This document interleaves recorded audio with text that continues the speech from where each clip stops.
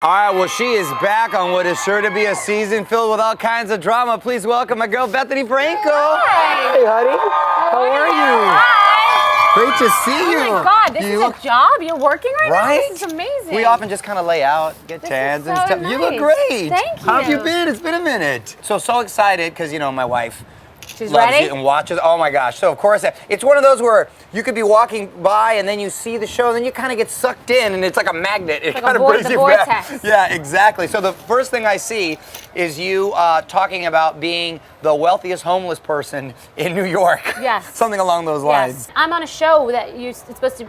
It's about being outspoken and truthful.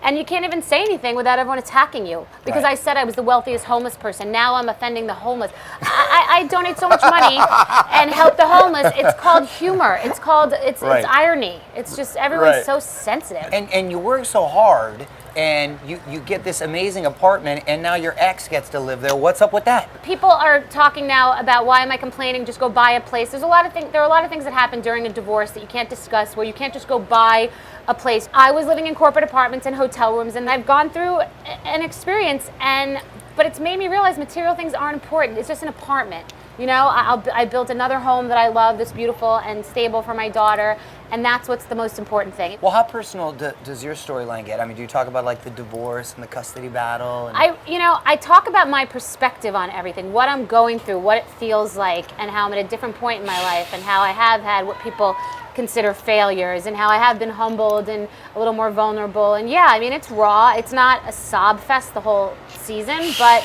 there's some stuff to go through, and the audience hasn't seen me for a while since I was on top of the world, and you kind of gotta catch them up and be honest. And knowing how these shows work, how dramatic does it get, and how much did you have fun with that? Well, I feel like people have gotten to the point where they just have a preconceived notion. New housewives come on, they think they have to do dramatic things and rip weaves and throw legs and do things you would never do in real life, and it was not like that at all this season. So it's dramatic based on what the women are going through, which is really dramatic. It's just real life drama, but not dramatic put on drama, not for the sake of being dramatic. Not fabricated. No, but it's really, it's deep and it's funny at the same time. Bethenny, you've been real candid lately about your body and people talking about your weight, and I've known you for a long time. You've always been thin, hence the skinny girl, I imagine. Right, it's not. But I mean, are you tired of talking about it? Do you feel it's important to talk about it? Everybody wants to talk so much about everything and make such an issue. No one has a sense of humor anymore. It's like now everybody wants me to get on some soapbox about skinny shaming. I'm just not doing it.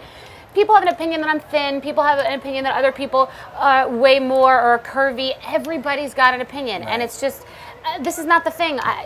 Dress for Success is my chosen charity. The shaming of skinny people is not something I'm willing to kind of get into. Woe is me, I'm thin, and people make fun of me. I mean, there are bigger problems.